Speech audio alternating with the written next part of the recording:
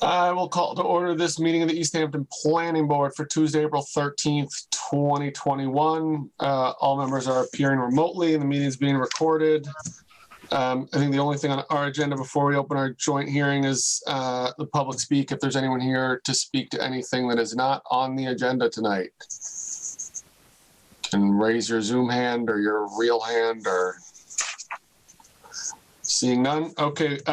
If the planning board doesn't object, I think we're going to take this out of order and start with the continued discussion of the solar energy facility amendment. I think Salem needs to call to order, right? Yeah, I was going to. Yep, and I would like to call to order this meeting of the Ordinance Committee for the joint public hearing.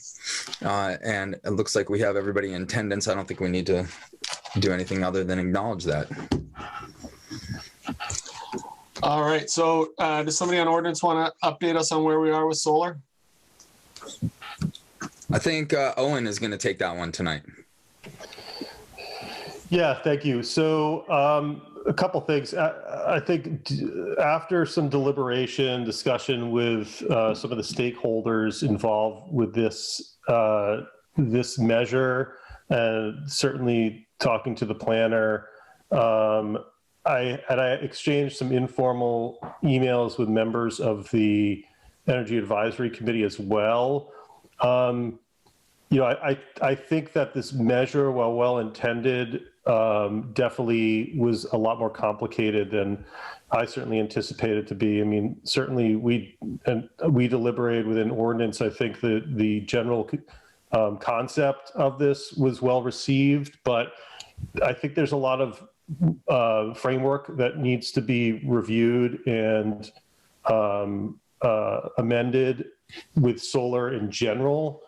And so my request is going to be, my intention is going to be that we kind of take a step back and working in collaboration with planning and the Energy Advisory Committee. I'd like to review our current solar ordinance and put together a more overarching amendment, some changes, and look at the spirit of what we're talking about and maybe have something that's not as restrictive, and bring that back at some point. I would anticipate it being April. We'd be talking about, you know, reintroducing this to ordinance sometime, you know, late summer and bringing it back to you all probably in the fall. So I'd like to make a motion at this time to withdraw that amendment without prejudice. Okay, do I have a second? Second. Okay, we have a motion and a second. Any further discussion on the withdrawal? Okay, Tom Peak. Yeah, I speak up for just a moment. I'm sorry. I'm just speaking to what. We actually, I apologize, but since we have a motion and a second on the floor, we can't take any comment at this moment. But when we're done, you can absolutely. So, Tom Peak. Apologies. Okay, I saw an aye there. Owen Zarrett.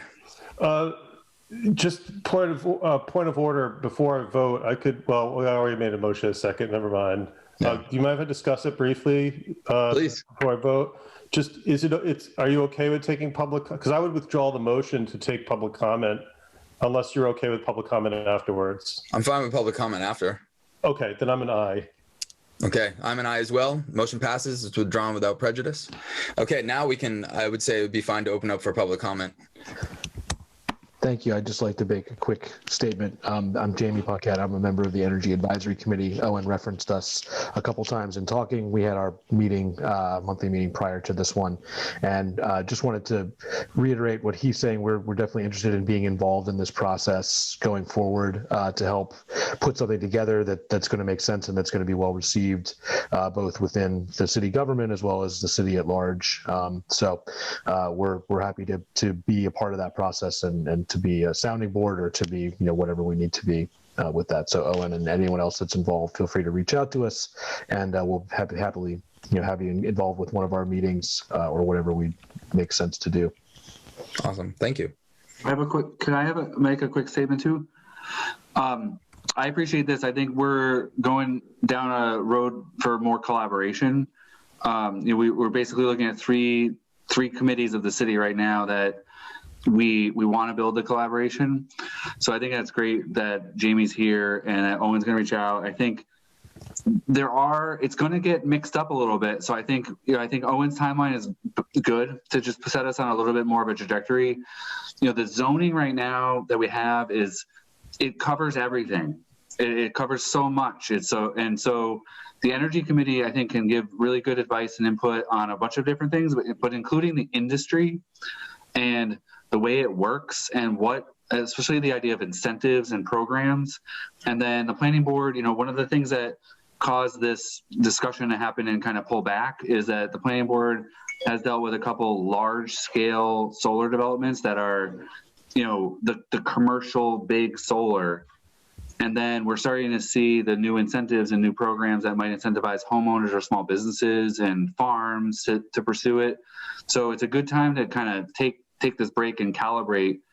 The essence of it is that we might want some more regulations or better guidance on the big commercial solar, and then make it easier for businesses and homeowners and others to access the solar programs and solar in terms of zoning. So I think this is a great idea of a collaboration. So my discussion with Owen was just the workload of everybody. It's good to just kick it out a little bit. All the things that are in queue right now, we can get those farther along and then move into the solar discussion as a larger group. So I think it's great. So I appreciate kind of the withdrawal with the idea that this is going to be discussed and just be a collaborative effort. Yeah, and Jeff, just to call out one more thing, I think we heard a lot of good information last time from River Valley Co-op, and they sort of fell in between sort of a private, a corporate business versus that's dedicated to solar versus a homeowner who wants to put it in. And our bylaws really don't contemplate that. And we sort of had to, fit a round peg into a square hole kind of thing with them. So I think that if we can cover that kind of situation too, that would be really helpful, because I think that there was a lot of good information that came out of that last hearing.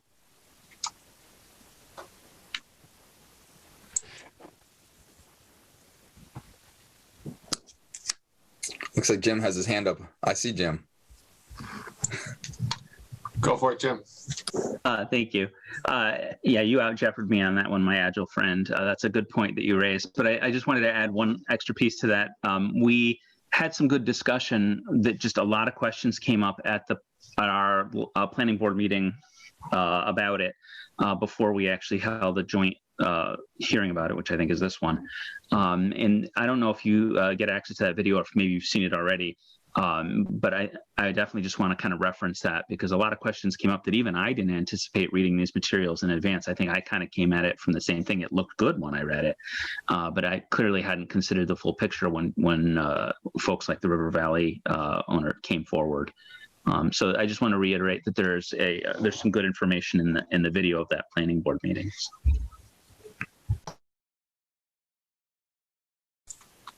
Councilor Zarrett. Yeah, I just wanted to apologize if I skipped a few steps. I just, I frankly, I felt motivated by the work that River Valley was doing and seeing how they were moving forward without any potential regulations. I thought that was a good opportunity to follow their lead. And, clearly and not intentionally in the spirit of non-collaboration. I think I got a little overexcited. And so, like I said, I think the planner gave me some really good input, I think, in how we can turn this into a more broadly successful discussion. And so I'll circle back soon with planning and draw out an outline of how to pull all the players in and move this forward from the advisory level through to discussions with planning and then back to ordinance and such. So I'll keep y'all posted. So Jesse, we don't need to do anything, right? I mean, this has been removed from our list.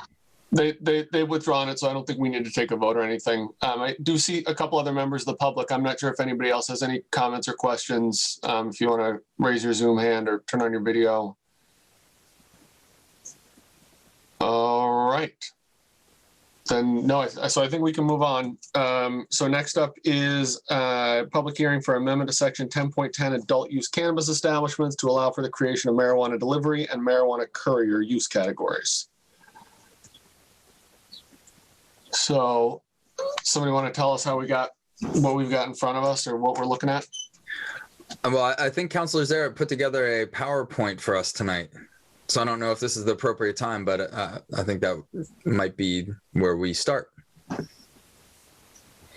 Yeah, so let me pull that up. Just, really briefly, the CCC kind of as their regulations evolve beyond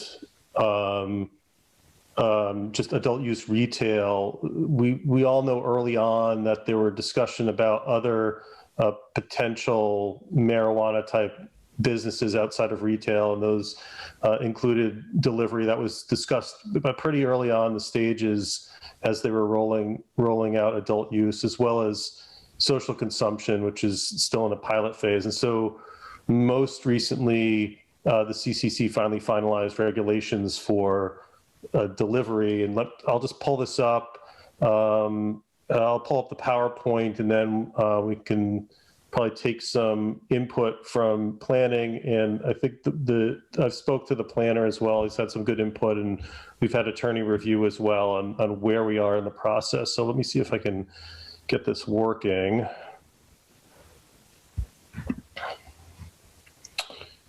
Okay.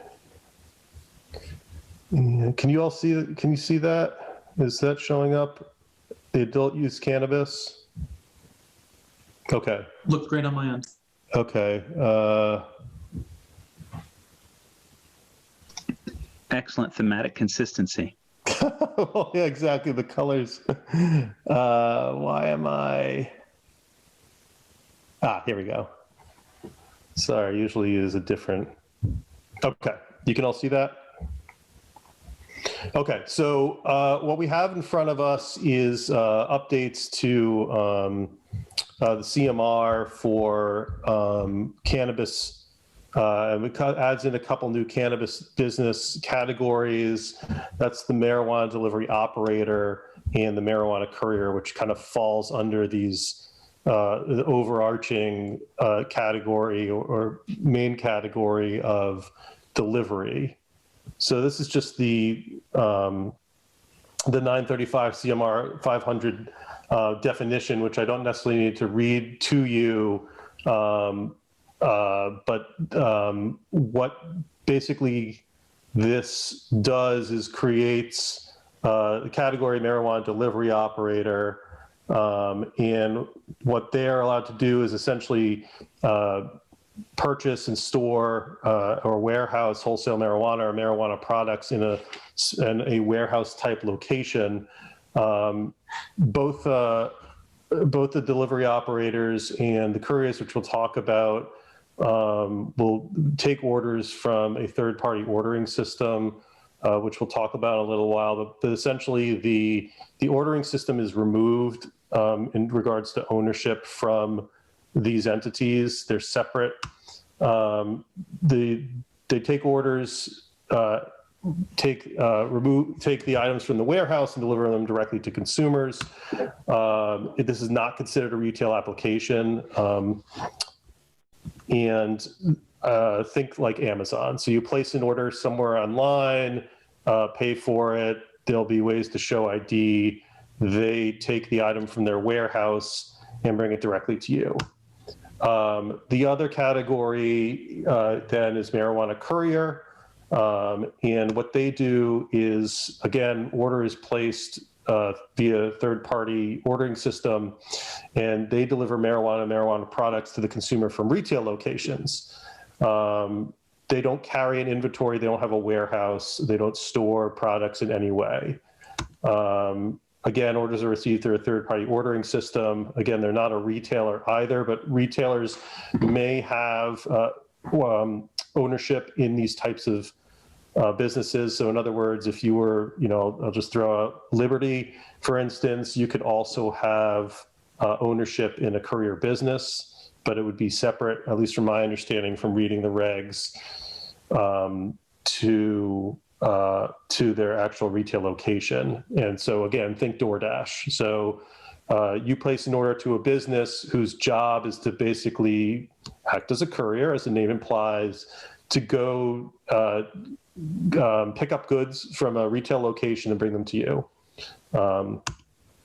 And then again, as I mentioned, these are all done via third-party technology platforms. So I'll actually read this really quickly. The third-party technology platform provider is an individual that provides or hosts an internet-based application or group of applications developed for the facilitation of ordering and delivering finished marijuana products, marijuana accessories, and branded goods for sale or delivery by a marijuana retailer, delivery licensee, which is the two categories we just talked about, or a marijuana establishment with a delivery endorsement to a consumer. Proprietary application developed by a licensee exclusively for that licensee's use shall not be considered to be a third-party technology platform provider. So again, the importance there is that you can't have ownership in the ordering methodology. The important thing about both of these license types, both the delivery operator and the courier, is they are an opportunity for the state to have some form of equity provisions. So for both of the types of delivery licenses, for at least 36 months, will be limited to businesses controlled or majority owned by economic empowerment priority applicants or social equity program participants, which you probably remember we talked about a few years ago. And that's an exclusivity period set by the state for at least 36 months, starting at the time that the first of these license types is provided a license.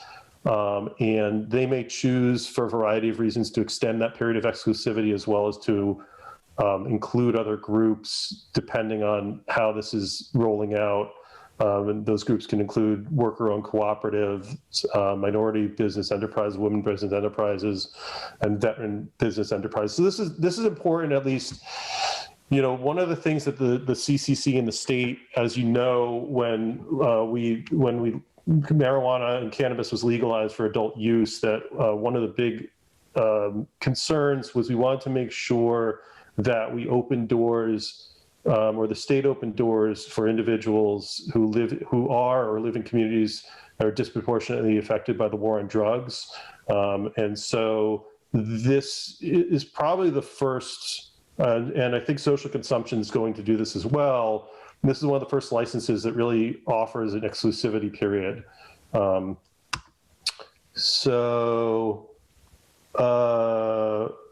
We had some discussions, I think, over 3 or 4 meetings at the ordinance committee level to discuss exactly how these will dovetail into our regulations, or what regulations we have to include. So we agreed to start that there would be 3 special permits for the marijuana delivery operators. And again, these are the businesses that actually will be keeping an inventory of marijuana products in a building, and then receiving orders and taking those and delivering them to consumers. Both the delivery operators and the couriers, we again, as a equity provision, we were recommending pre-certification in lieu of provisional licenses. And I think the planner is going to talk about what that process may look like later on. He had some really good input about how we can make sure that we shore that up well. I think we agreed that it made sense that highway business, industrial, and mill industrial would be best for these applications. We talked about downtown business, and I'll just give my opinion really briefly, that there's not a lot of businesses of that type since it's not direct retail, but we did discuss allowing in downtown business, but with the provision that they would have to have off-street parking spaces. And another, trying to be green-minded, apropos of what we were just talking about with solar and maintaining sustainability in the city, and piggybacking off of Councillor Derby's amendment that our city fleet should start incorporating hybrid vehicles, since there's a huge impact, certainly from vehicle-driven businesses, we recommended that fleets larger than 6 vehicles include hybrid electric, diesel, or electric vehicles in their fleet. I have to double check. I wanted to say it was 30%. I'll look at the language. And so then couriers, so some of this is, and I apologize to my fellow committee members, some of this is kind of recommendation from my conversation with the planner. So we had suggested just allowing these by permit with no cap, and again, think like DoorDash or Lyft, for instance. It's the way that it works. In terms of this kind of enterprise, I think we felt as many people should be able to enter into the industry as possible. But I had some good input from the planner that there might be some distinguishment made between a single proprietor and someone who wants to have basically a fleet. So currently, marijuana businesses are not allowed as a home profession, but one thing I want to put out there, that if you're basically, weeds on wheels and wanted to, out of your house, essentially have a car, receive orders, go pick up orders and bring them to people, that might be something to consider, lifting the home profession restriction on these types of single operators. But if you want to have a fleet, requiring a special permit, having to submit a site plan, and requiring those obviously to operate in more traditional business zones. So again, highway business, industrial, mill industrial, and then possibly neighborhood business. So think like the Counter Store down by East Green Street, location like that, that's basically an office with dispatch and has a few vehicles parked out front. But that's, again, I would say that should be, these are just things to think about and consider. And for fleet operators, I would also recommend the same energy efficient requirements as with delivery operators for fleets greater than 6 cars. So concerns, things that were raised at our meetings, and again, I had the opportunity to talk to Planner Bagg last week. So obviously, as we introduce these new license types, we need to make sure that our definitions align with these new licenses. And so there were a few places in our definitions where I think as a committee, and thanks to the planner, we overlooked some areas where we need to make sure that we include the terminology and these names in the definitions. Are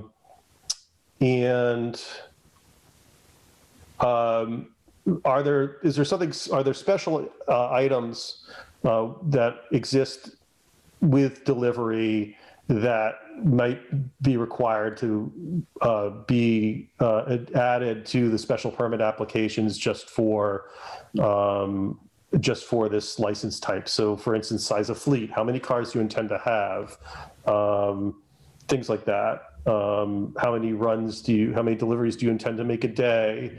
I think traffic impact is predictable because we'll know based on how many vehicles these businesses have and how many deliveries they're potentially making. And I know that might be difficult to predict. It's not as you would see, for instance, with the traditional brick and mortar retail, where you have to think about all these lines of cars coming in and out and queuing plans and stuff, but you do have to still have some sort of consideration for the delivery vehicles entering and leaving throughout the day. And then especially with fleets, should these company vehicles have to stay on the premises, or can they go home with employees at night? And also, I think the planner will touch on this more. Exactly what does pre-certification mean? What documents do on the local level? And then the other thing I didn't include in here is hours. We just changed the hours, as you know, for retail, but we should probably determine what the hours are going to be like for delivery and specify those. And I think that's it.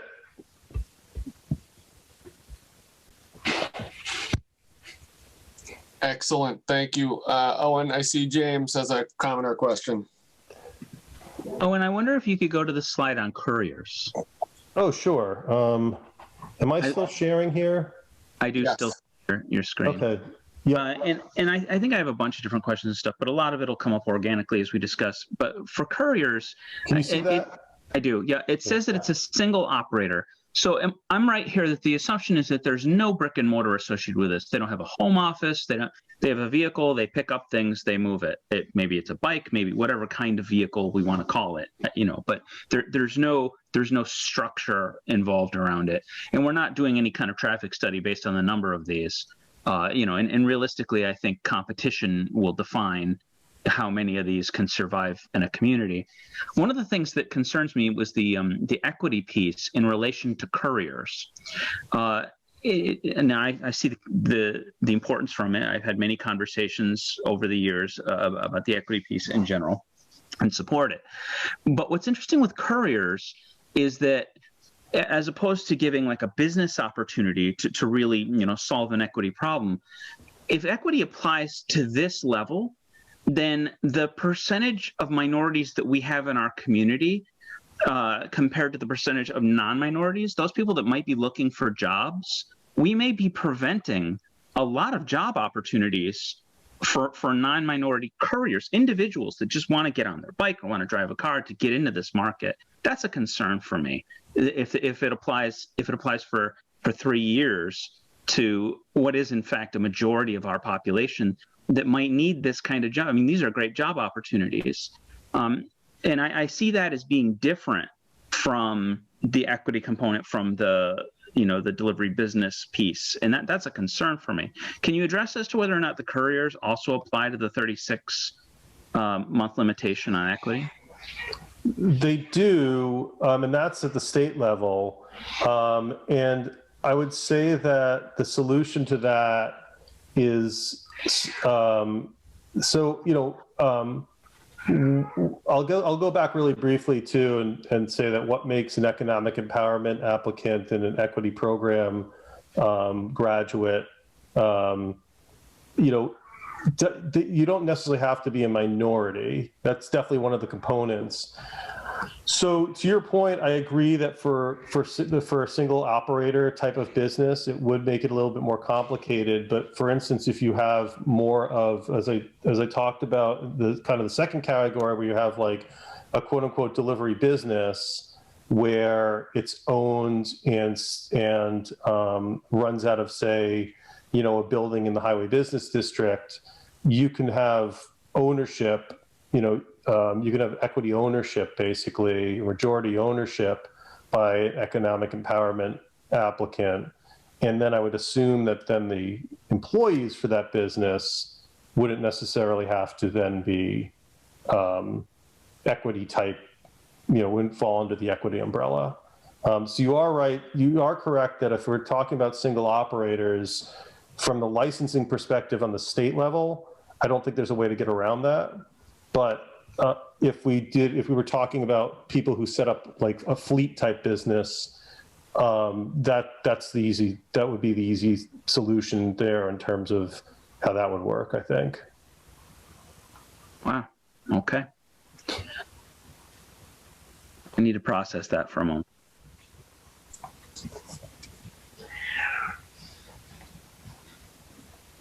Any other comments or questions from planning board members, or maybe we should hear from the planner now about some of the other certification stuff? Does that make sense? Yeah, I'm willing to go through a little bit. Are we sure there's no other planning board questions we could tackle first before I blather on for a few minutes here? I mean, I certainly have questions, but I'd rather listen to you and get all the information first because it might answer some of them. Okay, that's fair. So I think, I just want to thank Councilor Zara because I think the overview was great. And it's an important part of the process that we hadn't really had that. I did preview, the amendment with the planning board members. And I think I quickly realized that we didn't have that kind of background and those discussion pieces handy. So this was really helpful to get the framework and the ideas going. I have been using this public hearing as the point in time, that I am prepared to kind of go over some stuff, some additional information, and then have the discussion. I will say that if I share my screen, my expectation was to have a discussion, questions.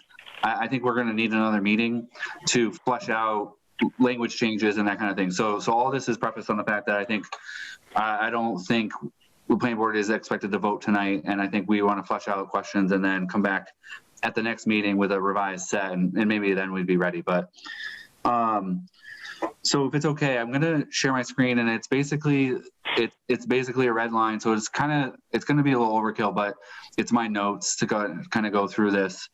I think related to the couriers, I could see Member Zarvis's reaction. I'm not sure that your question got answered, and I had a lot of logistical questions about the courier that before I share my screen and get lost in the Zoom sharing kind of thing. I think that there's a little bit to be discussed on courier to understand, in terms of Easthampton, I could be someone who's employed as a courier, right? So there's a difference between an owner of a courier business and being an employee as a courier. And I think we need to get through that somehow and figure that out. Couriers will have some type of home base. A courier business will have like some kind of office to dispatch. We don't really know exactly what that's going to look like, if that's a big, immense office with a lot of employees, or it's one person who just fields phone calls and on a computer and just gets orders and then remotely calls out his or her couriers that might be out in the world, and then respond. So what I've tried to figure out is if I'm an Easthampton resident and I am a courier, and I'm just one person and I have my car, and I have no idea this is how it's going to work, but my phone rings and order, and I leave my house and I go to INSA or whatever, and I pick up a product and I drive it to Hatfield, and come back to my house. That to me fits as a home occupation. It's pretty easy, and we would allow that home occupation by right. So I think that's the kind of a thing that doesn't draw attention. It's just a car leaving a house. But then the other model is if you're a courier and you have an operation, and you have multiple employees, and you're dispatching cars from a place in Easthampton, that's the next level up as to things that the land use would regulate. So I just wanted to kind of preview that before I get lost on my screen here and try to share this stuff. So I'll go quickly with the expectation that we'll have to recap some of this at our next meeting, but can everyone see the red line stuff? Okay. So I structured this as notes to myself, really, and then I did share it with Councilor Zaret, but I'm not sure if anyone else has. I'm trying to orient myself here. My pictures are in the way. My own picture. I am calling attention to the fact that we might, through this discussion, want to revise the table of uses. And I think that's called out in the amendment packet, which district these things would go in, and then the parking regulations. So I think after our joint committees are done and there's a recommendation to council, I do think we will be amending the table of uses and the table of regulation, the table of parking.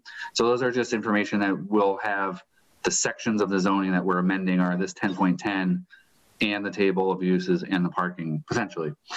A lot of the notes in the right are just, I've excerpted parts of the regulation for reference. But I think it's important to note that we do have an exclusivity period for equity applicants that is up to 36 months. And I think through the discussions, we do want to just acknowledge what, if anything, might change after that. So we might have a limited pool of applicants that are eligible now. But if that exclusivity period gets dropped, we might have a wider range of people who might apply. I think in terms of the definition of a cannabis establishment, they're added in here, and we just want to review and correlate the time, place, and manner requirements to these new categories, so the delivery operator and courier. There is a definition of warehousing, which, again, the question here is we may not need to add it into the zoning, but it is important to note that the CCC regs have this. And I think my note was that it does require a sally port or loading area immediately adjacent to the warehouse that enables the transfer of the finished product. So I think in terms of thinking delivery operator, which is the warehouse model, there's at least one specific component that each one will have to have. There's probably many more, but that's the one I thought was kind of like potentially a local thing that we would want to be aware of. Here on the right is a series of questions about courier. One of the things I'm trying to figure out mentally in terms of being Easthampton and being prepared for what this will look like once it's implemented is, will couriers increase traffic at existing dispensaries? Could that change any of the exterior parking or access operations that the dispensary might want to do to better allow for couriers to be active? A couple of the examples are like just wondering if an existing dispensary would want to demarc or devote parking for couriers.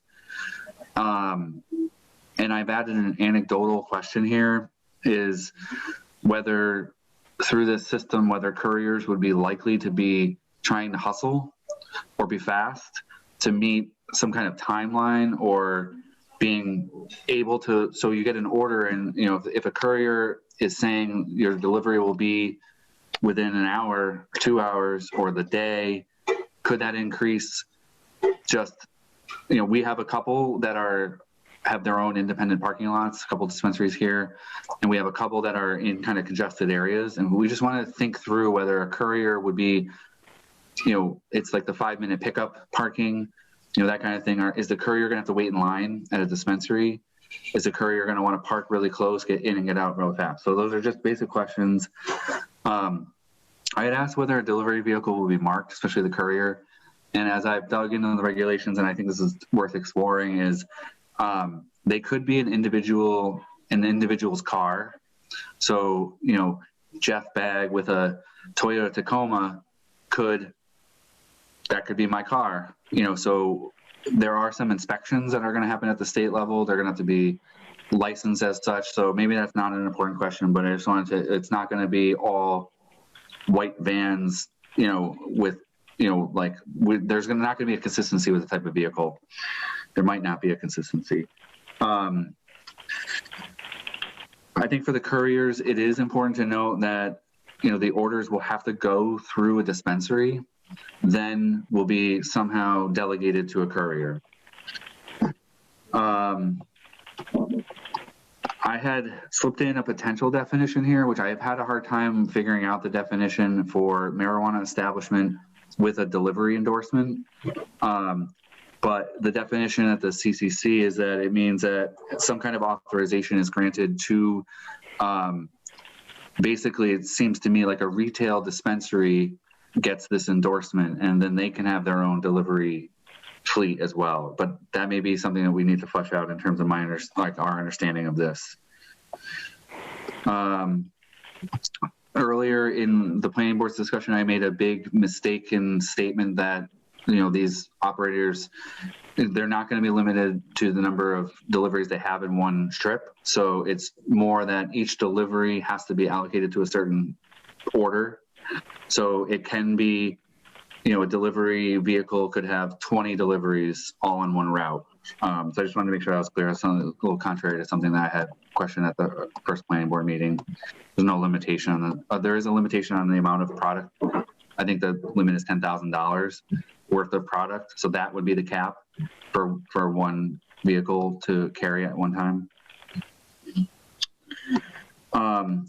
In terms of place, we have kind of these general regulations that apply to all cannabis establishments. The first one is within 350 feet of a school.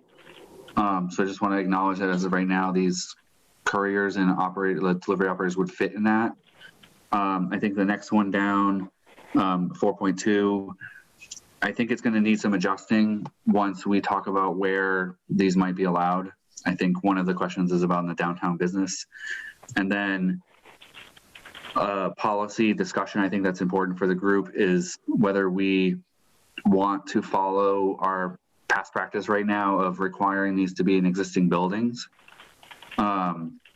One example that I think is just good to pick on because it's actively listed for sale or lease is the former carpet store on Route 10. So it's across the street from Liberty. It was once some kind of service station. So it's got 2 garage bays, an office. You know, it kind of fits, if it potentially fits the bill for one of these warehouse uses, and whether we want to continue to try to promote the reuse of existing spaces. So that's a question there. This 4.4, which is the language proposed from ordinance is no more than 3 delivery operators. So that's the warehousing options. And I think it's just a question we need to clarify whether we would be putting any limit on the number of courier businesses. And I think it goes to that earlier question of, is this a courier business with a home base in Easthampton? Or is this just one person who happens to be an employee or a courier themselves?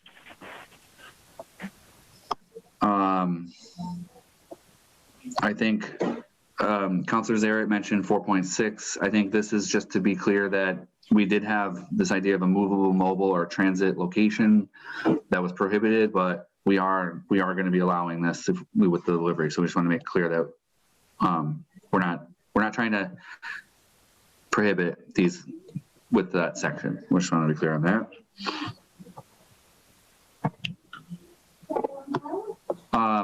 For 5.4 hours, I think it was important to note that right now in the cannabis control regulations, if the local ordinance has no indication of operation times, then it's going to default to the Cannabis Control Commission's hours, which is, so without no other local regulations, delivery would have to only go till 9 p.m.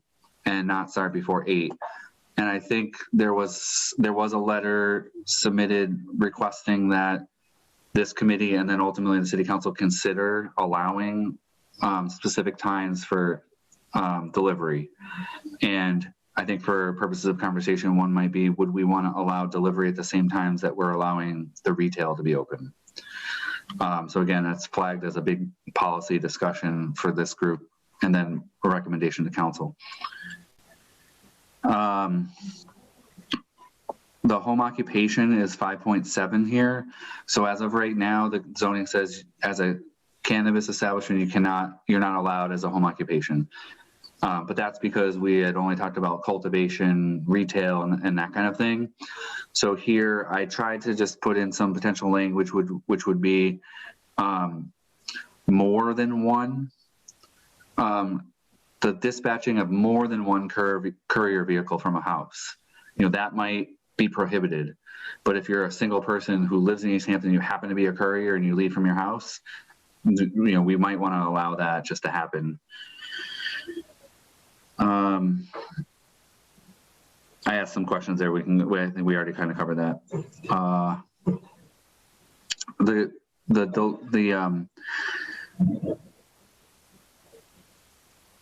I guess 5.8 is language. Oh, and I think Councilor Zaret, I think this is language I added or just put in for discussion. So delivery operator, I think what I would want for the planning board is to get a little more information with an application. So I think we should be clear in these and asking for the number of anticipated vehicles, the number of employees, including fulfillment, administration, and vehicle drivers. And then the last sentence here is a copy of the application of intent and the management and operations profile. So that's part of what an applicant would submit for pre-certification. I see a hand. I can kind of catch a glimpse of that. I'm almost done. Members Arvis, do you mind if I just, okay. This is hard because I see my screen and I'm getting lost pretty easily.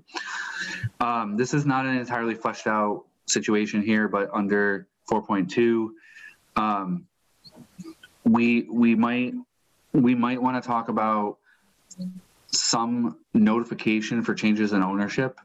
We haven't done that a lot in the past, but since we have the equity provisions being a key component of this first 3 years, we might want to build in a requirement that someone's notified of changes in ownership. So, we don't know exactly how this all plays out.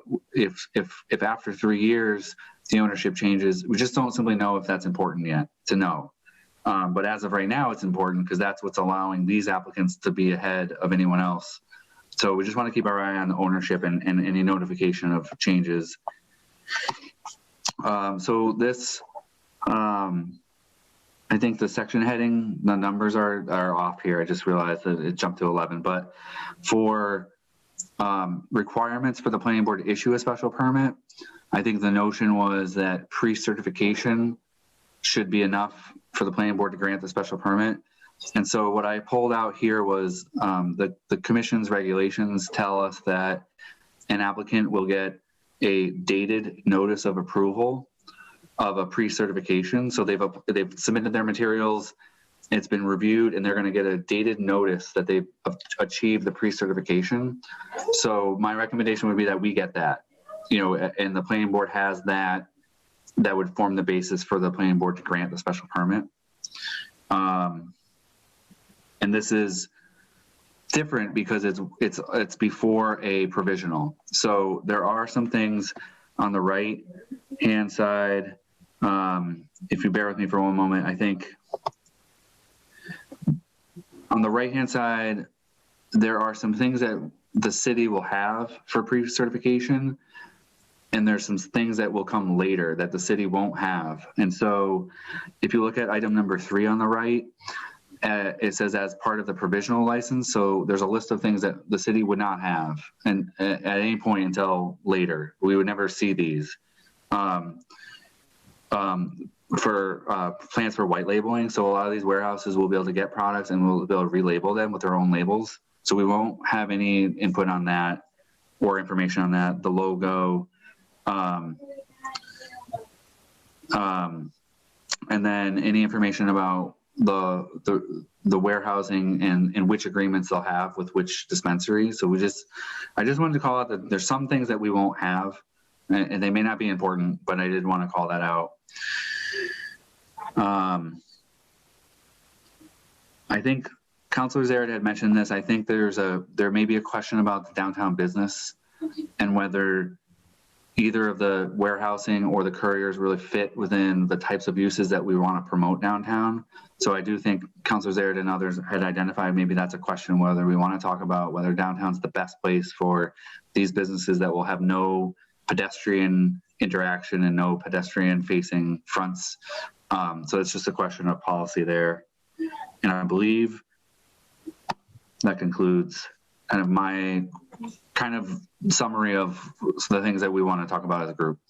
So I will yield myself to questions. Jim, did you have questions? There's a lot of work to do there, but wow, what a great start! A lot of good material. Thanks to to you, Jeff, and to the ordinance subcommittee for pushing the ball this far along. It's a huge load. I saw a couple things that I thought some additions might be nice. 11.10.121, if memory serves. I think you should add the word pedal power. I really see bicycles as an opportunity here, especially in the summer. And you could even have an entirely bike fleet. And the requirement that it be diesel, hybrid, or electric might actually harm that. So I think you might want to add pedal power in there.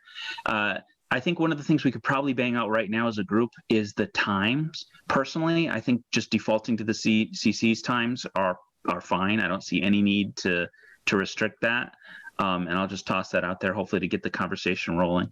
And then the final thing I wanted to note, and there's a lot, I think, more that needs to be discussed, but just off the top of my head, I'm having a lot of trouble with the whole courier concept.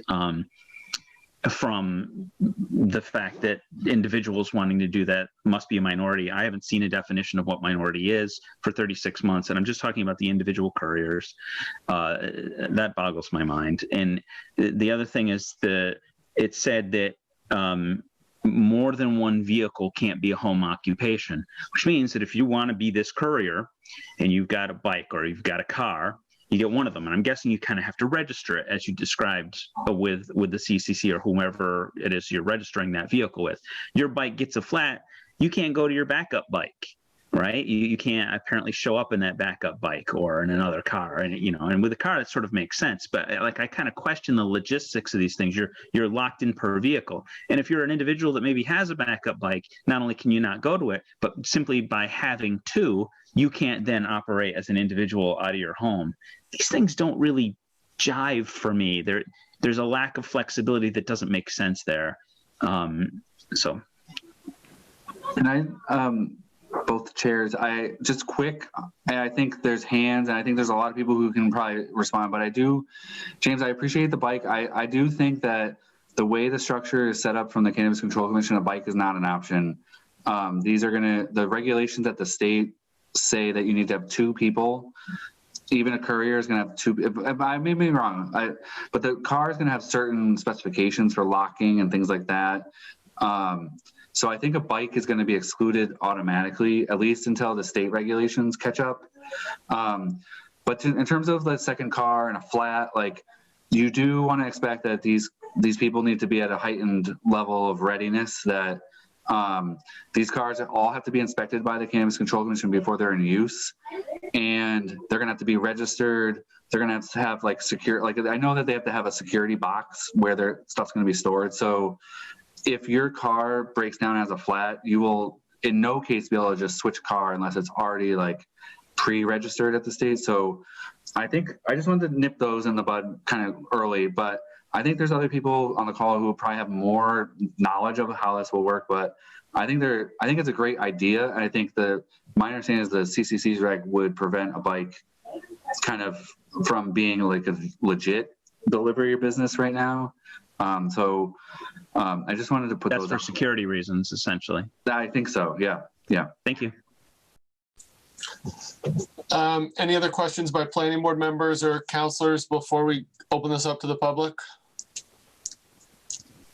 All right, I have a quick comment. I guess the thing I'm kind of struggling with is traffic. I think that the courier is taking over the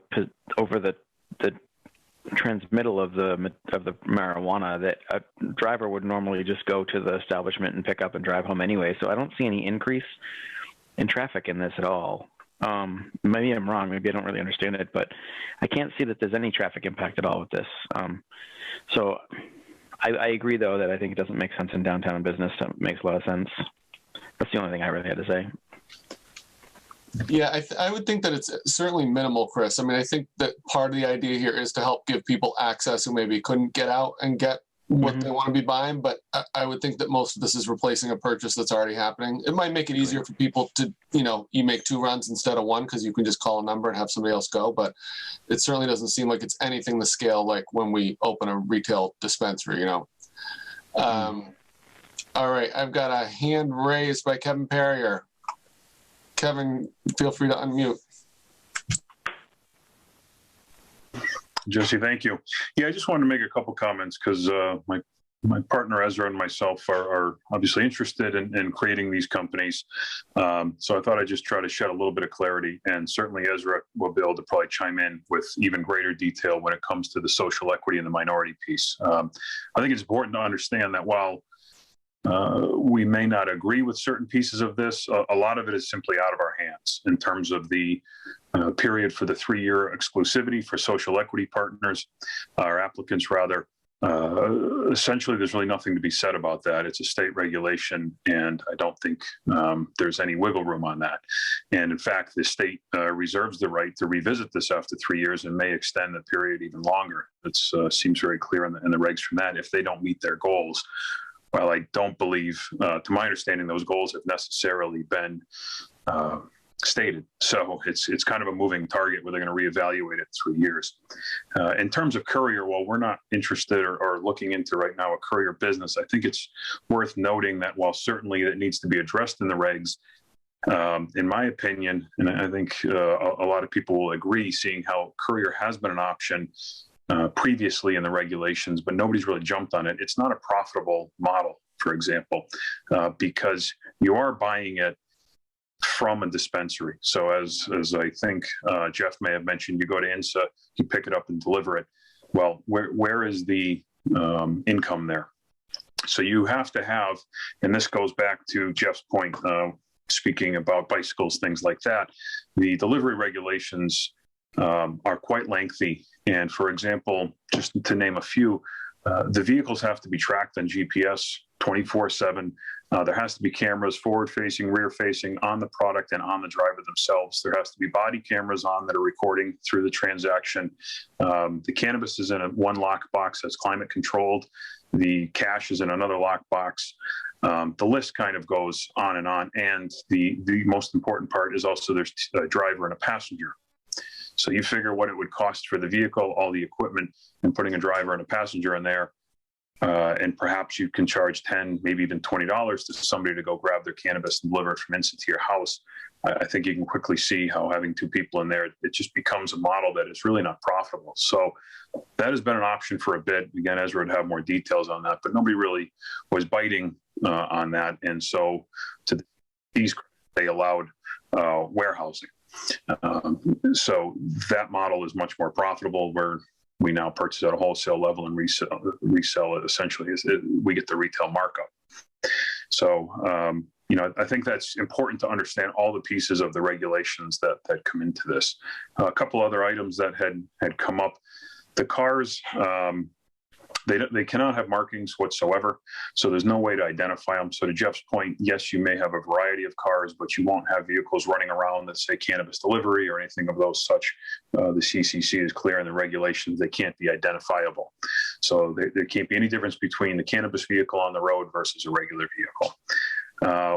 I would also, from our standpoint, encourage that there be no set cap at this point for a delivery vehicle, that it be addressed location by location. For example, if you pick a mill area and you can have parking for 25 cars, I would encourage them to be allowed to, because given this model, it simply isn't a profitable model without a decent number of cars, say north of 6, and could be more like a dozen to even hit profitability, because of the regulations, because of the high labor costs, putting two drivers in there, and all the security regulations, and also the back end software.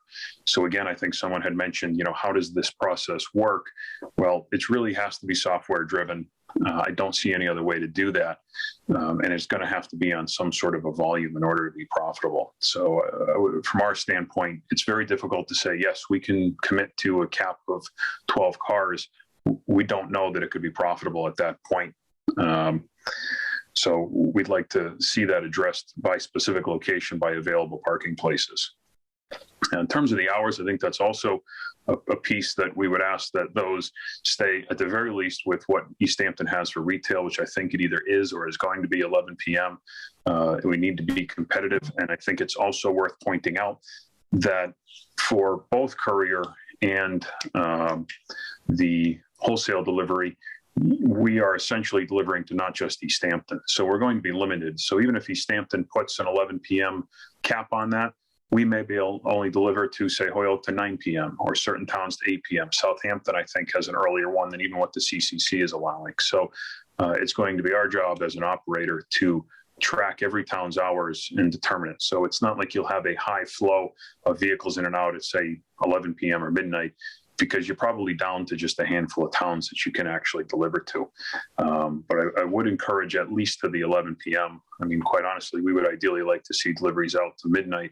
We probably wouldn't happen, but just to have some flexibility in the cutoff times. If we're at someone's house at 11:10, we'd like to still be able to make that delivery if something's running late. Another piece that I think Jeff touched on as well is during the application process, I believe now it's at provisional. Given the speed the CCC works at, the competitive nature of this business, as well as the fact that some towns, especially locally, are allowing this by right and not having a special permit process, we certainly want to see that stay, if at all possible, where we can apply before the provisional. Would fully support turning in any documents that are required or the requested by the town to prove that we are in fact serious about this and not just, kind of kicking tires and trying out a couple towns to see what works, perhaps providing leases, that type of thing. But waiting to the provisional step would add months and months to a new operator's opening date. So I think, there's an awful lot to this piece that are in the regulations that are going to make this a very tricky endeavor for new businesses, especially hopefully we're one of the first in the state if things go well.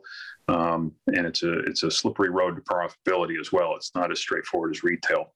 And lastly, the point was made as far as traffic, and I think that's a great point, that if anything, we do have the $10,000 cap for delivery items. So you can picture that one vehicle is on the road to deliver up to $10,000 versus how many folks and how many trips that would be generating to a retail establishment for that same product. So I think there is an argument to be made there that overall this will reduce traffic, especially locally. So, I'm happy to answer any questions specifically about what we're looking to do or maybe the technical side. I think at this point I have a fairly good handle on the technical end of regs. I think Ezra has a much better handle on the social equity piece and things. But I'm happy to answer any questions anybody may have. Kevin, it's interesting you mentioned the thing about the provisional, because I think when we did this the first time, where we've capped the number of licenses, we sort of contemplated that requiring a provisional certification protected businesses, frankly, from sort of having people get and either sit on them intentionally or get them and then realize they don't have the capital to actually move forward with them. But it sounds like you're actually leaning the other way, because I'd be concerned. It looks like the draft has, say 3 delivery licenses or permits available. The tension, I think, is always making sure that the people, if we give a special permit, that it's someone who's actually going to be able to run their business, right? Otherwise, we have 3 permits out there and no one's actually able to do it. So how do you sort of walk that line, do you think, where we can make sure that there's enough legitimacy to a proposal and we're not wasting a special permit, so to speak? Well, I think one of the biggest pieces is proving you have a location. If I think the biggest piece is, hey, I want to do it in Easthampton, but I don't know where yet. I think that's a big red flag. That would be, oh, okay, maybe you're not as serious. I mean, having a signed lease or owning property, I think is a big piece of that. I think another is just simply proving that you're pre-qualified. So, and again, Ezra would be better to speak to this, but my understanding is the state with this process is going to open up some sort of a pre-certification. So before you even necessarily apply to have the delivery license, and certainly before a provisional is issued, you would be able to, at the very least, apply for this pre-certification. So I think in combination, you would definitely get a feel as a city if you have a piece of property, you've secured that. I think seeing an operating agreement would certainly be a realistic request. And, where are you with the state? I think you get a sense at that point from the city standpoint as to how serious these folks are. Are you trying to tie up one of these, or, are you ready to open? Thanks. Ezra, did you have something else that you wanted to add, or? Thanks, everyone, and thanks, Kevin. I'm happy to answer questions. I am a social equity applicant, and my day job is getting people licensed, so I'm pretty familiar with the process. Just to address the idea of getting provisionally licensed before you can get a permit, for example, I think the benefits of allowing teams that are ready, that have a lease, that have the rest of their documents, you could ask for the documents of a management and operations profile. There are 3 sections to the application. The application of intent and the management and operations profile. Management and operations is going to be your lease, your certificate of good standing. You need a surety bond. There's various documents that are required that, once you're committed to those, it means you're good to go. Whereas, and then you could say, all right, so, if you have the documents required for a management and operations profile, according to the state application, then you can pursue your permit in the city of Easthampton. If you say you have to have a provisional license, then I suppose it could help prevent teams from holding a license, but what it does ultimately is it hamstrings every team that might be applying, because you do not have any idea what the timeline is at the state. If you remember when, in 2018, it was 8 months to get your application reviewed. So it was 10, 12 months to just get to a provisional license. So you have a little team who maybe has that one minivan and wants to do a courier license. They're waiting 10, 12 months conceivably, because this is a completely new license category, to get a provisional license. And in that time, they can lose their lease. They can lose, control over property. It becomes a very expensive endeavor. So my hope would be that what you're asking for is more sort of laser pinpointed on what the needs are, versus saying, okay, everybody has to get a provisional, and then understanding what that can do in terms of delaying all teams down the line. I would also say the courier, just to clarify even more, the courier license was the initial singular delivery category. The state says, okay, we're going to do delivery. We're going to allow people to have a company that goes and picks it up from retails and delivers it to consumers.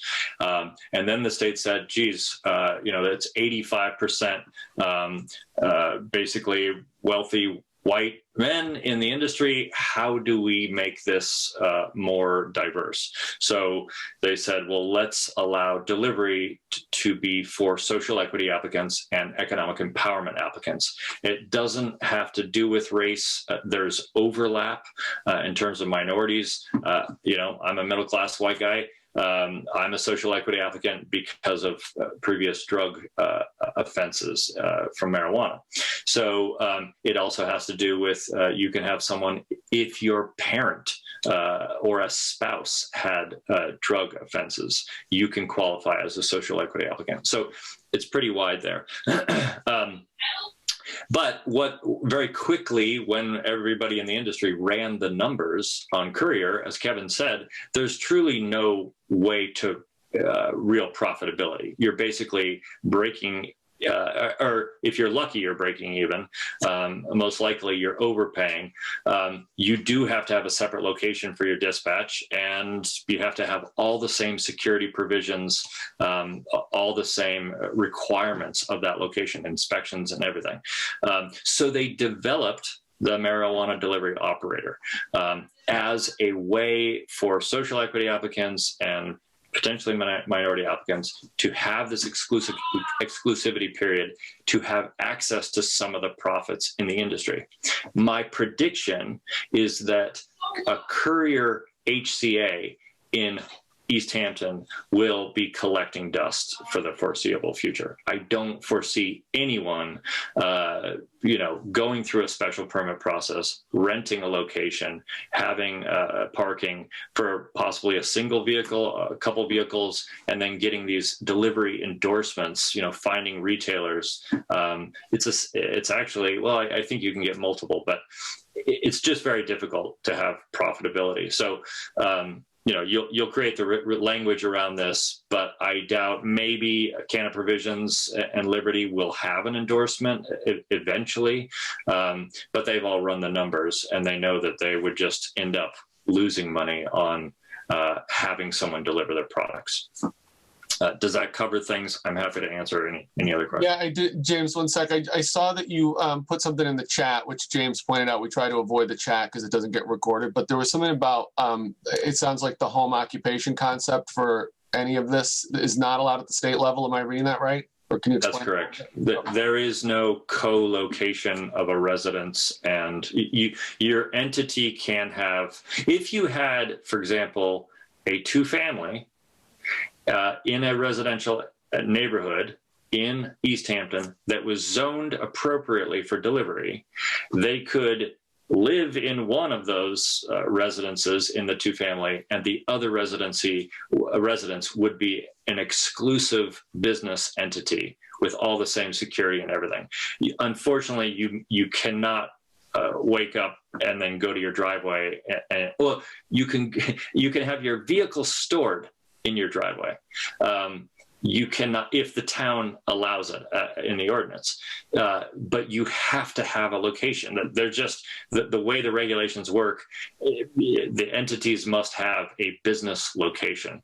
So it just can't, even though it's just very reasonable to you're a plumber, you're a guy with a van, you wake up, have your breakfast, and go get in your van and you go to work. This is the same concept. It's just the CCC has nothing to inspect. They can inspect a vehicle. They have to inspect a location. So it's not possible. Thanks. James?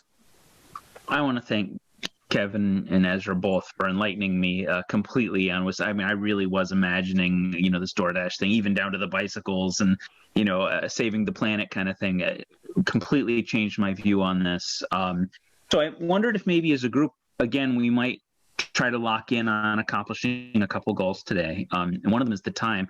It looked to me like the CCC's default time, and you'll forgive me, it went by pretty quick and that ended at 9. And you're asking for more like 11-ish, which kind of makes sense to me because, the time at which you can purchase ends and you're still on the road. It seems to me like you would need a buffer period, maybe before and after there. What does the board think about an 11 o'clock cutoff in Easthampton PM? I mean, I certainly can't imagine why you would make it less than what a retail establishment would be. To me, the discussion is whether you give a buffer and allow them to sell after 11. Does that, make an uneven playing field with the retail locations? I don't know, but I certainly don't see why you would make them shut down at 9 if you can walk into inside 11. Right, because our local regs say 11, right? Yeah. Yeah. Yeah, I would keep it with the local regs. I don't know why you would want to go beyond that. Are there others? Well, I guess if you had a pizza shop and you were ordering a pizza and they closed at 11 and they were still sending that pizza out to you, would they deliver it at 11:15? I guess so. So I guess I'd be open to discussing it. Like a little buffer. Yeah. Owen?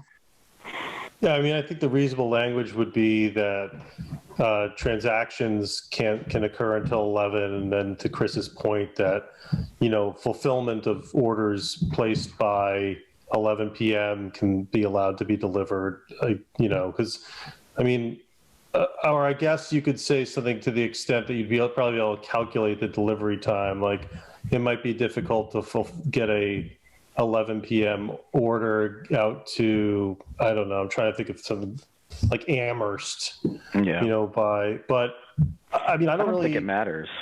I don't think it matters either. If you've purchased it and the company's willing to deliver it past the time that the exchange has occurred, then I don't, I think order fulfillment stops at 11 and delivery can continue for anything purchased, And we're just talking Easthampton, right? If it's Amherst, it's their regulations that apply. So it's really just about delivering here locally that we're modifying, right?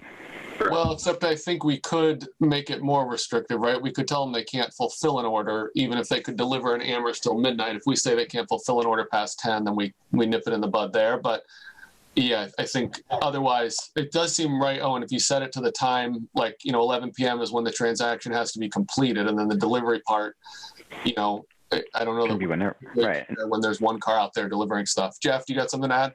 Just two quick thoughts on this. We have to be cognizant of the other side, which is when we set these hours, my understanding is that other delivery operators will be able to deliver until 11 too. Because I think that's how it's going to work in terms of how, even though we're applying it kind of like our operators in Easthampton will be within these hours, but the way that the Cannabis Commission regulations will say I think just like Kevin said, he may be able to only deliver to other towns that have longer hours. Other operators can come into Easthampton for that same period of time too. I'm very open to the idea of going to the same hours as retail and just leaving it at that. I don't know that anyone's going to be enforcing when someone left and when someone got a delivery, but I would argue that anything outside of our existing retail hours is going to get really arbitrary.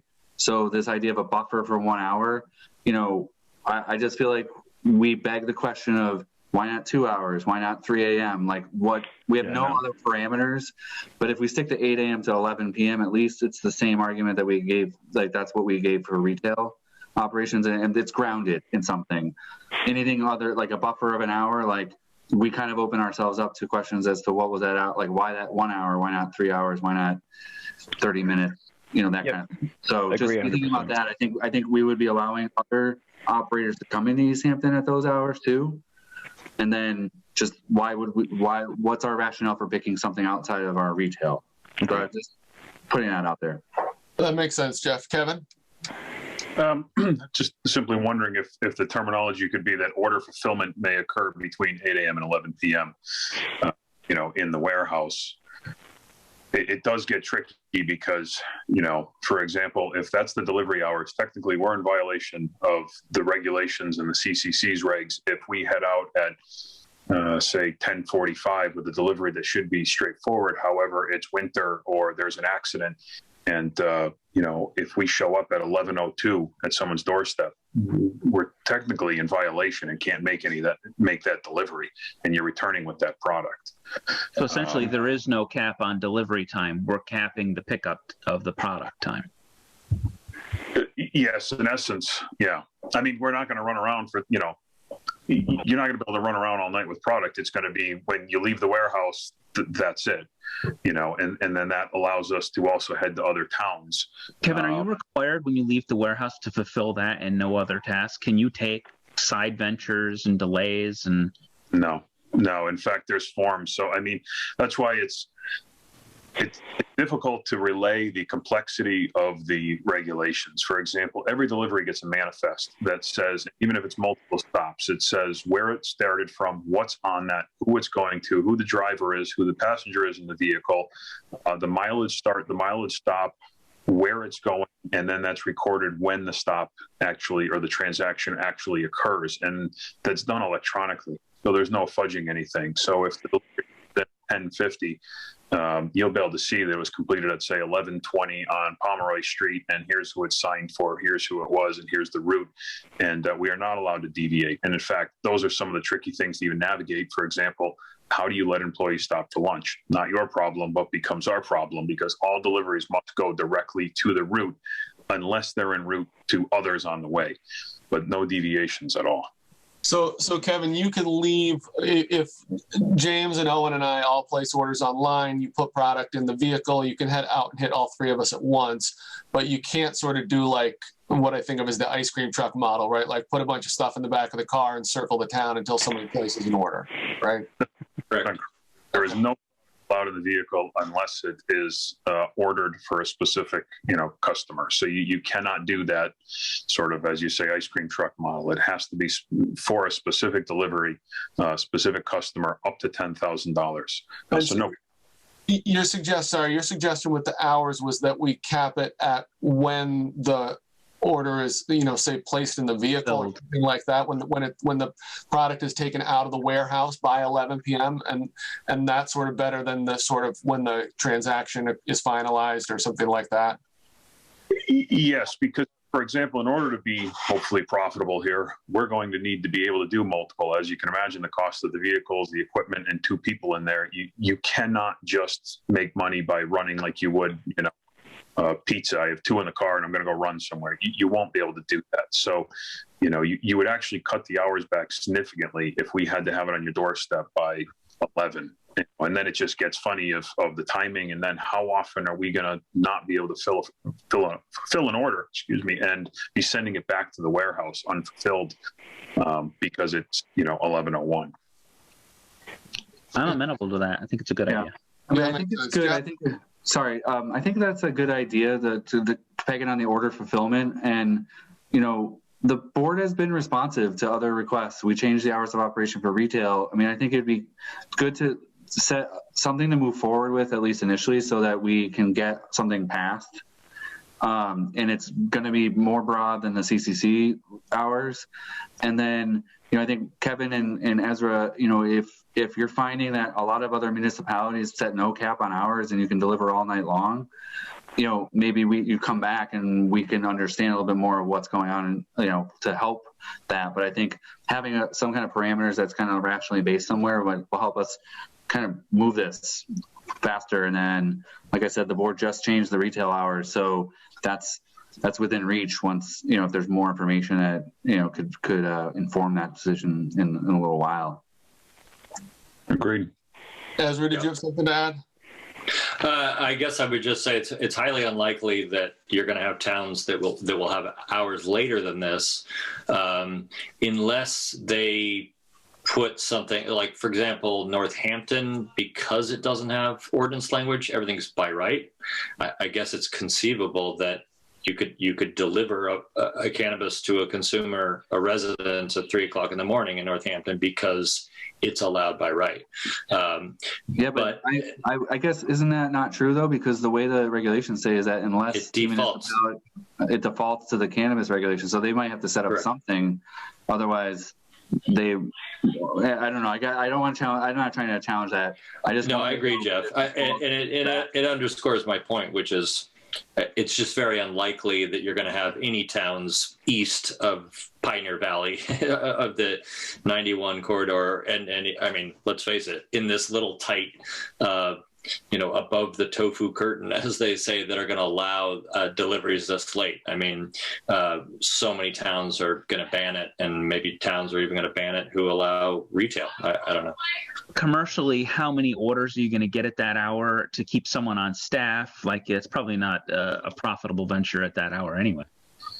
Yeah, the purpose is to be honest, to be able to compete with some of the teams that have almost monopolies on this. Netta makes more than all the other retails combined in Northampton. INSA makes probably more than all the other retails combined. So if we can have a scenario where we're pulling a few of the customers because we offer a different service, yes, get it in by 11. You didn't make it over to INSA. We'll get it to you by 12. In fact, we'll get it to you and get back to our facility by 12 because it's just within Easthampton. Any other questions from planning board or city councilors? I see a couple other members of the public. Anybody else have any comments or questions from the public? If you want to turn on your camera or raise your Zoom hand. All right, Kevin or Ezra, do you have anything else to add? No, Jeff, I think that's it for me. Thank you. Yeah, no, thank you for your time. Jeff, did you have a comment? I'll defer to James. Yeah, I just wanted to go back through a couple of the policy questions I thought we might have flagged.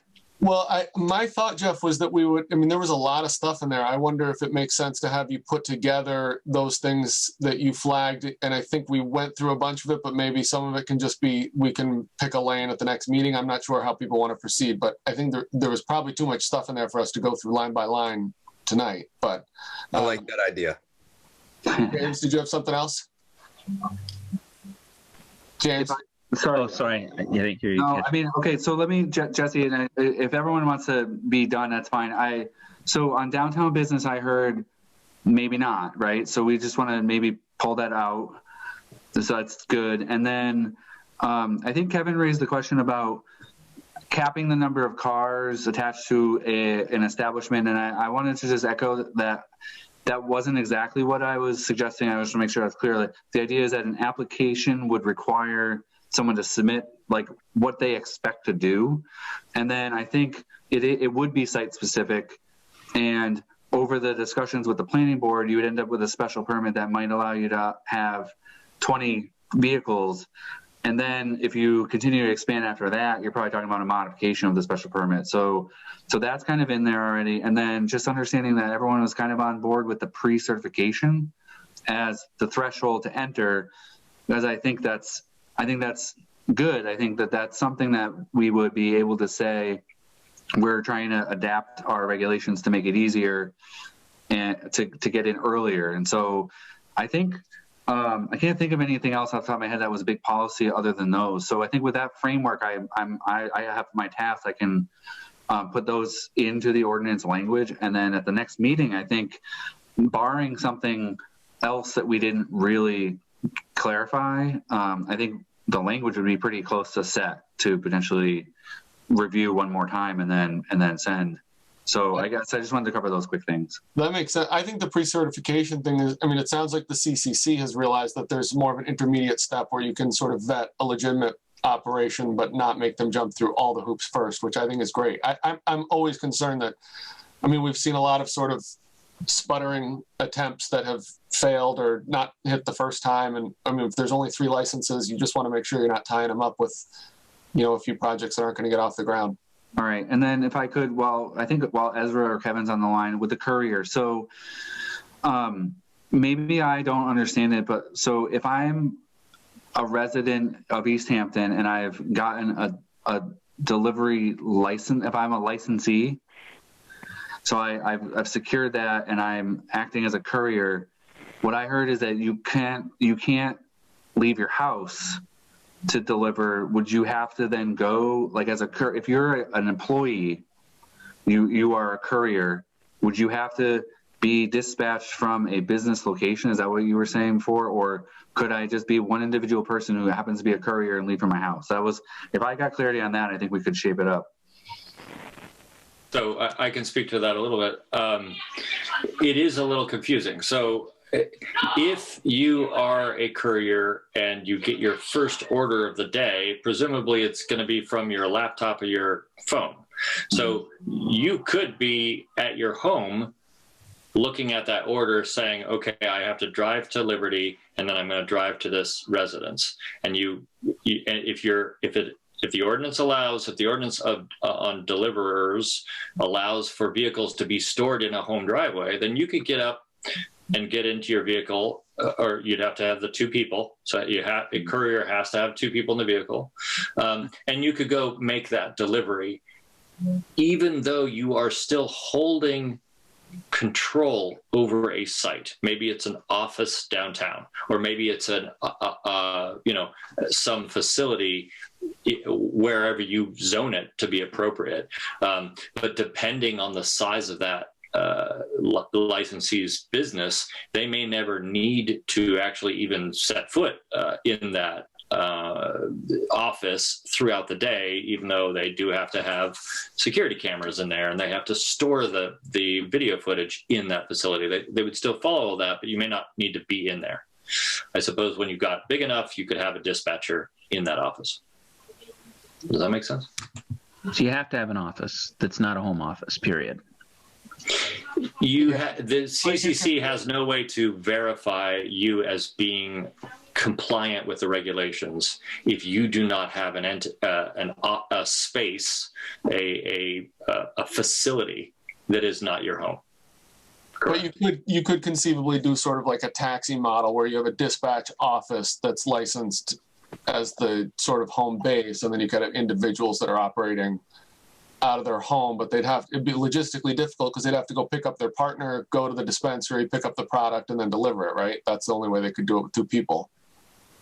Correct. And you, so for the purposes of zoning something downtown business, for example, you could say, well, you can have a courier entity facility in a downtown business location, but they have to follow whatever the zoning is on vehicles. You can't just like line vehicles up and down the street. Those vehicles have to go somewhere else. And Jesse, to Ezra's point, I think between the insurance requirement, also the technical things, I think it's essentially impossible to operate this out of your home. Short of parking your vehicle there, just no different than if you worked for Big Y and you drove your company vehicle home. You'd be labeling every door in your house authorized personnel. You'd have card access on your home doors. You would have security cameras in your IT closet. You'd have a locked IT closet. I mean, it's just an unrealistic expectation to think that you could try to operate that out of your home other than simply parking your vehicle there and having an office space in some sort of commercial zone. Gotcha. Thanks. James, you had your hand up a few minutes ago. Did you get? Yeah, I had a few more things I want to touch on, but I'm not going to because I get the vibe that we need to ruminate on all this. But there's just one piece that I'd like to add to Jeff's list of things that we'll touch on next time, and that is 10.10.4.4, no more than 3 marijuana delivery operators. I think it's important that we have that's a big piece. as to why we're limiting it to 3. And I think we need to have a discussion about it. Maybe not now, but I think that's one of the big like policy issues that needs a conversation as to why that number. Yeah, I agree. Okay. Anything else people want to discuss or get on the agenda for next time or raise at this point, Owen? Do we want to just summarize kind of a quick list of the bullet points for what we're looking at to come back and discuss? So want to talk about hours, but I think we solidified that. It sounds like we agree. No traffic. Traffic's not an issue. Yeah. No, I think the traffic it'll be like any sort of site plan or special permit, right? It's going to be on-site traffic. It's not going to be impact to the neighborhood. I mean, we'll look at it, right? It'll be something that should be listed as a consideration because you can imagine a nightmare scenario, but I don't think it's going to be likely that that'll come up. Right. And then I agree with Jeff too. I think he had some good language in terms of kind of encapsulating the things specific to these businesses. So, to Kevin's point or request, if you have, I'm just imagining like a space in the industrial park, like if you have 50 parking spaces in the facility, you could have a fleet of 50 cars or whatnot, as long as they provide appropriate site plans that explain all of that and places for delivery vehicles. So as long as the language is there, and then conversely, like the old carpet store, that might only, I don't know how many spaces are there, but you might only be able to have 10 vehicles. And so I think as long as you have language that nails that down, the 3 delivery operators, frankly, I would want to open it up to my colleagues on the committee. That just seemed to, this isn't retail per se, but it's quasi-retail. And that just seemed like a good number to me, but honestly, I can't give you, more of an answer than that. So.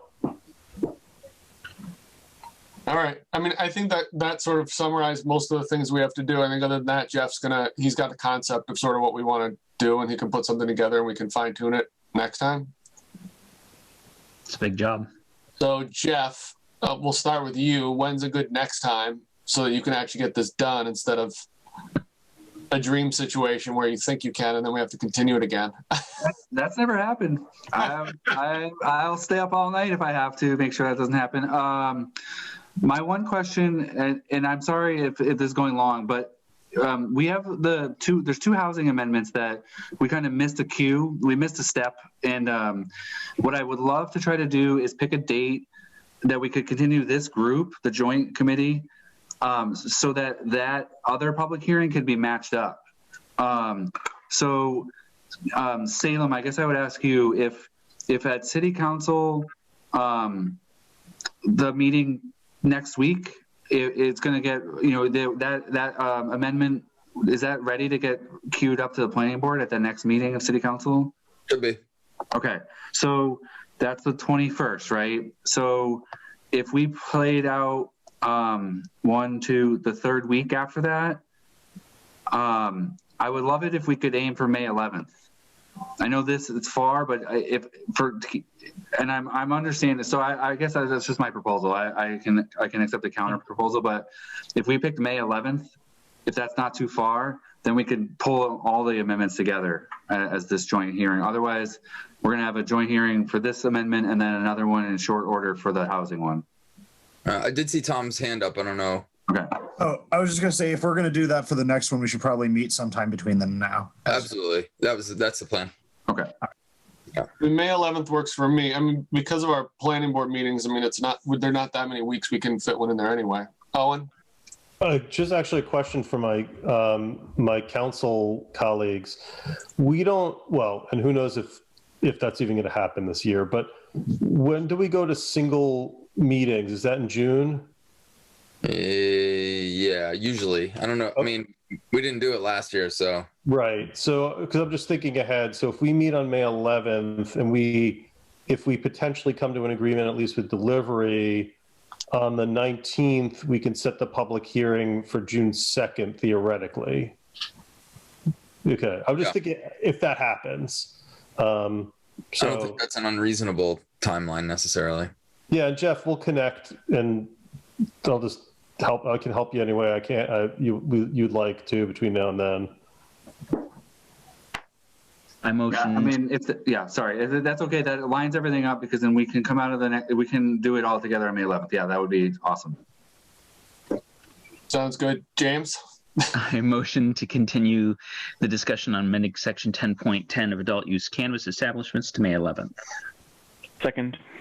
All right, voting to continue to May 11th. James. Aye. Harry. Aye. Chris. Aye. And I am an aye. All right, someone want to give me a motion? Sure, I'll motion to continue till May 11th. Second. Okay, we have a motion and a second.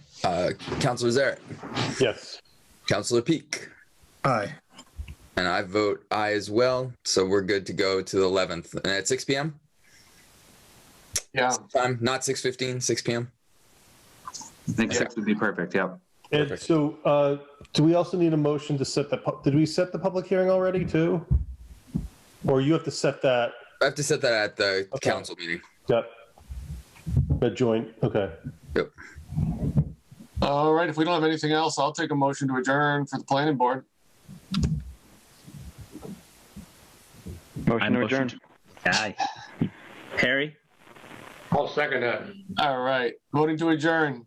James. Aye. Harry. Aye. Chris. Aye. And I am an aye. Okay, can I have a motion to adjourn? So So moved. All Second. right. All right, we got a motion in a second. Councilor Peak. Aye. Councilor Zarrett. Yes. And I am aye as well. We are done. Thanks, All Senator. right, folks, thanks a lot, everyone. See you. Everybody. Take care.